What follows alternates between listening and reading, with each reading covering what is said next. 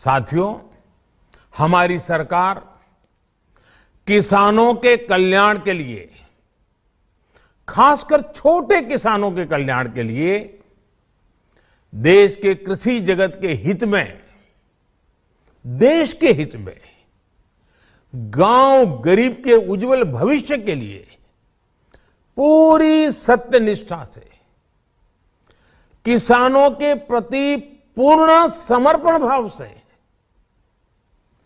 नेक नियत से ये कानून लेकर आई थी। लेकिन इतनी पवित्र बात, पूर्ण रूप से शुद्ध किसानों के हित की बात, हम अपने प्रयासों के बावजूद कुछ किसानों को समझा नहीं पाए। भले ही किसानों का एक वर्ग ही विरोध कर रहा था, लेकिन फिर भी ये हमारे लिए महत्वपूर्ण था।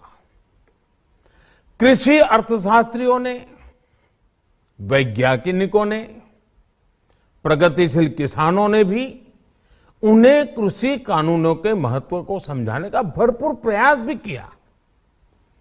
हम पूरी विनम्रता से, खुले मन से उन्हें समझाते रहे। अनेक माध्यमों से व्यक्तिगत और सामूहिक बातचीत भी लगातार होती रही। हमने किसानों की बातों को, उनके तर्क को समझने में भी कोई कोर कसर बाकी नहीं छोड़ी। कानून के जिन प्रावधानों पर उन्हें ऐतराज था, सरकार उन्हें बदलने के लिए भी तैयार हो गई।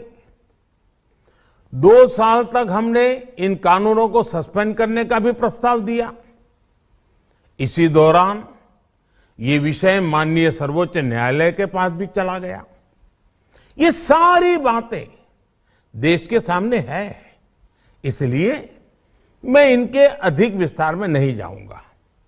साथियों, मैं आज देशवासियों से क्षमा मांगते हुए सच्चे मन से और पवित्र हृदय से कहना चाहता हूं कि शायद हमारी तपस्या में ही कोई कमी रही होगी, जिसके कारण दिए के प्रकाश जैसा सत्य कुछ किसान भाइयों को हम समझा नहीं पाए।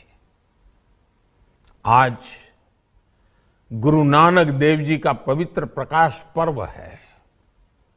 ये समय किसी को भी दोष देने का नहीं है। आज मैं आपको, पूरे देश को ये बताने आया हूं कि हमने 3 कृषि कानूनों को वापस लेने का, रिपील करने का निर्णय लिया है। इस महीने के अंत में शुरू होने जा रहे संसद सत्र में, इसी महीने में, हम 3 कृषि कानूनों को रिपील करने की संवैधानिक प्रक्रिया को पूरा कर देंगे। साथियों, मैं आज अपने सभी आंदोलनरत किसान साथियों से आग्रह कर रहा हूं, आज गुरु पर्व का पवित्र दिन है। अब आप अपने अपने घर लौटे, अपने खेत में लौटे, अपने परिवार के बीच लौटे। आइए एक नई शुरुआत करते हैं, नए सिरे से आगे बढ़ते हैं।